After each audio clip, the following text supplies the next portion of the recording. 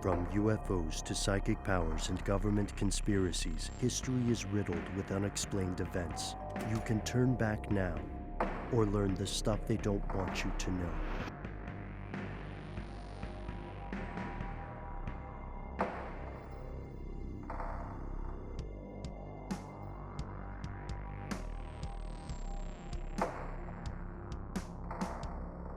Hi guys, I love your show. My name is Maggie, and I just wanted to tell you a short little tale. It's not really anything weird or something you would cover on your show, but I thought you would appreciate it. A couple months ago, I was taking a really long drive, like partially across the country, and it ended up being a lot longer than I had planned for because of traffic and other horrible things that had happened. So I was driving like in the middle of the night, and I was so tired, and I was sick of listening to like audiobooks or podcasts, and I just wanted something different. So I turned on the AM on the car, AM radio, because I thought maybe there was a chance I could pick up something weird or different, you know, because of the sky wave propagation. I'm sure you guys know about that, where AM signals can travel farther than normal at night. It was really scratchy, of course, like AM is. I was flipping through a little bit, and it's so dark, and I'm right on like Lake Erie, like near like Ripley, like in between Erie and like Dunkirk, New York. And it's like black darkness to my left, okay, of like Lake Erie. There's no light there. And I hear voices, and they're talking about something weird. I was like, oh, what is this? It's scratchy. Guys, it was you. It was stuff they don't want you to know. And I was delighted. I thought you would be too, that I was looking for something strange and unusual to keep me awake on the AM radio. And I assumed that somebody was illegally broadcasting it. I don't think that you guys are on any terrestrial radio that I'm aware of. Maybe you know. I don't know. I thought you would like that and appreciate it. I was looking for something weird and I got it. It only lasted a few minutes before the signal faded out, but it was really enjoyable. And I always think about it when I listen to your show. Keep up the good work. Okay. Thanks, guys. Bye. Heck yeah.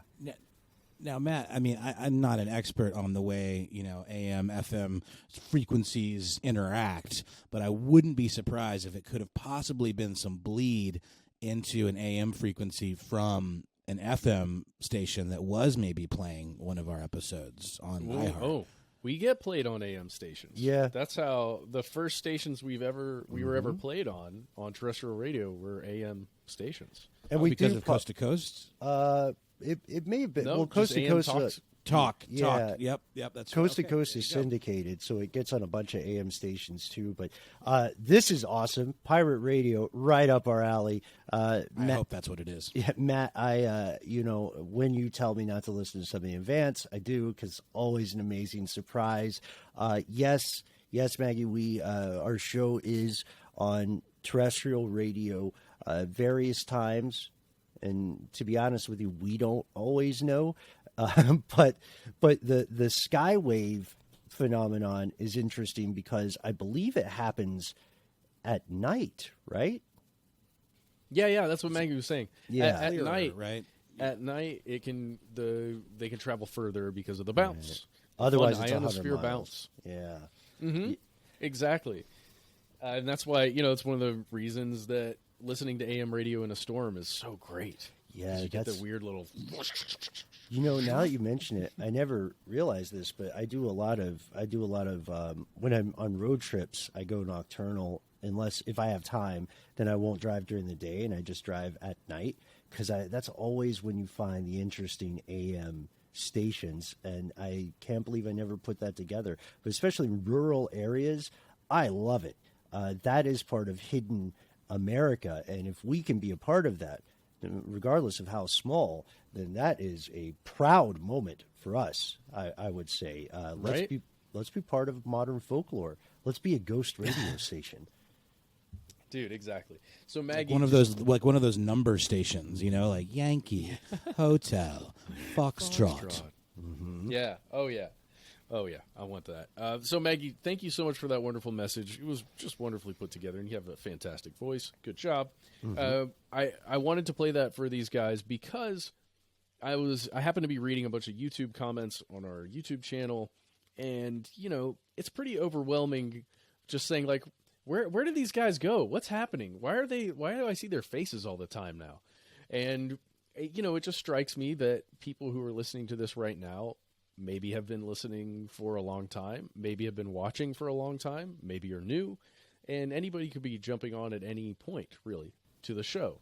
And every time, you know, we don't know who we're calling out to necessarily when we say you are you and you are here. We know it's you. We're just not sure who you are. That's a weird statement. But I think it's accurate. But I mean, the royal you, right? Like the all-encompassing you of the ether. Cloud Atlas. But I wanted to take level you. yes. Yeah. Oh, I know dude, you. yes. I know you from before. But yeah. Just when we think about where we are and where we started way back in the day, gosh, I think 11, 12 years ago when we started creating stuff they don't want you to know. Very easily, yeah. So I just want to go over some of it, and if you guys could help me fill in and just tell the story a bit, I figured this would be a time to do it, if there was any. All right? right. So, Noel, forgive me, we're going to start with just Ben and I, because that's where it began, and then you're going to jump in, if that's okay. You got it. So, oh man, Ben's pulling Scully over. I know, and this will be important at the end of this. Yeah.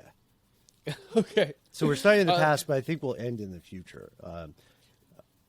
Yes, exactly. Starting in the past, Ben, we were making videos. We needed to create a show with video footage that we had from Discovery Channel. We needed to find a way to make a show around that concept. We came up with a conspiracy, unsolved mysteries style show, and we created Stuff They Don't Want You to Know, and we started making videos that went on to iTunes. They went into the iTunes video podcast feed, and that's how it all began. I was producing all of those videos, so actually editing and shooting the videos, and Ben, you were writing and starring in them. Is that accurate? Starring is very kind. I always it's the truth. like to think of things as a group project, and that's sometimes to my detriment, but not in that case. And I'm not saying it wasn't a group project. I'm saying you were the voice. You both wrote the voice and you spoke the voice. Well, yeah, and we worked together on finding things that we thought people hadn't heard about and should hear about, and asking questions, applying critical thinking to the concept of conspiracy theories. And we went into some very strange places very quickly, because I think our very first pilot episode was we went into working on, we said, okay, let's do JFK assassination. By far the most popular, widely believed conspiracy theory in the U.S.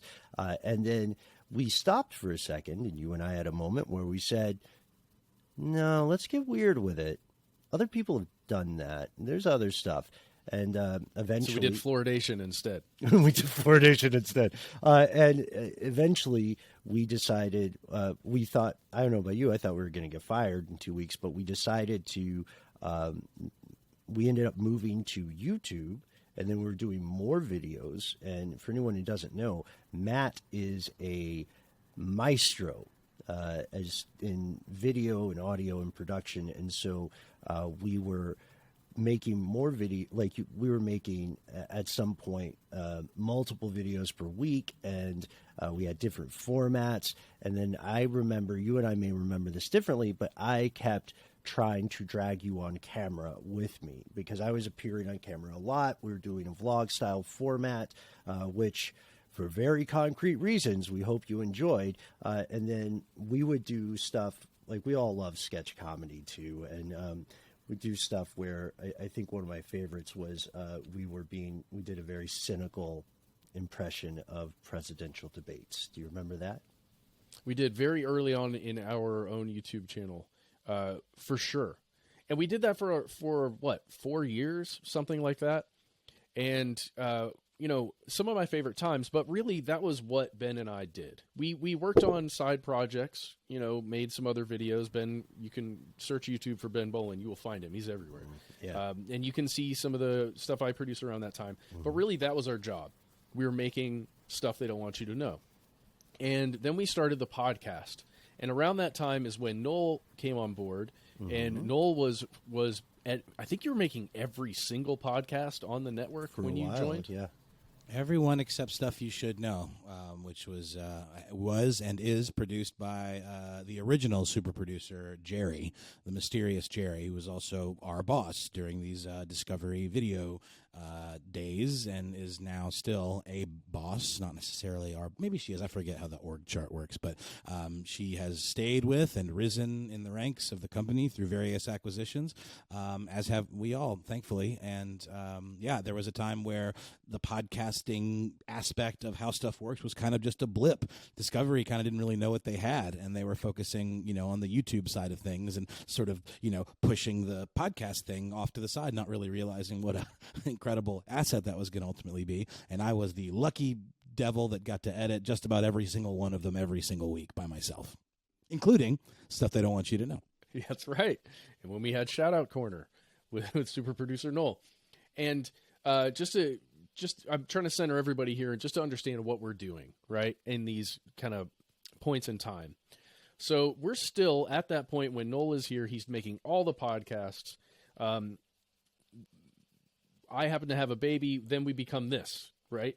What you're hearing right now, the three of us on mic making a podcast every week now, 5 times a week. Because I'm always trying to grab producers and pull them on That's air. what I'm saying. I have to add, you never asked anyone's permission to have me on. We just did it, and I sat in while Matt was away on paternity leave, and then Matt came back, and it was just like, what the hell? Let's just be a threesome. We had a threesome, and we've been having threesomes every day ever since. Yes. But around that time when we started making the podcast, a few years later, there are shifts at the company that we work for, How Stuff Works. Y'all remember this. Well, hopefully you do. It was a company called How Stuff Works. It started making shifts and changing its business models. And remember, we're employees for that company at that time. And we are, what we're doing every day is beginning to shift. And I think it was around 2016, 2017 when we officially stopped making our original Stuff They Don't Want You to Know YouTube series on, at least on a weekly basis, Ben. I think that's around the time. And that is when the company really shifted to podcasting as its primary way, like means of making money. And that was after an acquisition from Discovery, who, again, like I said, kind of didn't know what they had. And then we were acquired by another company that did realize what we had. And that was what led to us kind of splitting the business off from the podcast side and the article side of How Stuff Works, right? Yeah, there's a lot of minutia in there, and it really just what you need to know is that the business changed, and Ben and Noel and I have been here for a long time, so what we're doing on a daily basis changed a lot. And that's the primary reason why we had to just spend our time doing other things besides making this, I think, highly curated video series called Stuff They Don't Want You to Know that we were making on a weekly basis. And I just wanted to put that out there as that's the reason why things changed, because we started producing podcasts of all different kinds of, running teams and just having a very different job here than we had in the past. I want everyone to have a moment to just hear what's going on. It's not as though we just stopped making videos because we didn't want to make videos anymore. No. It's because our jobs evolved. I fought against it pretty hard, if you recall. Because I loved it. It's those videos are some of my favorite things I've ever done here. And if you're watching this and you're watching one of the YouTube excerpts, then you'll see this will be familiar to some of our fellow conspiracy realists there in the back. Scully, one of our first co-conspirators and collaborators, when the pandemic hit, I was not only like everybody else busting my shadow to get a recording set up outside of the office, but was also asked every so often by people who would come back and say, we want you to make more of these videos. And we would say, well, okay, we need the time to do so. And so I emptied out a room in my house, and now I live with a giant skeleton where other people would, have a bed or a television or something. And it's not even in your closet. It's just like right out in the open. No. The real ones are in the closet. This is a model skeleton for, FCC purposes. But this story does go into the future, because without telling you any specifics, folks, we can say that you should be tuned in to this YouTube channel. And thank you for your patience.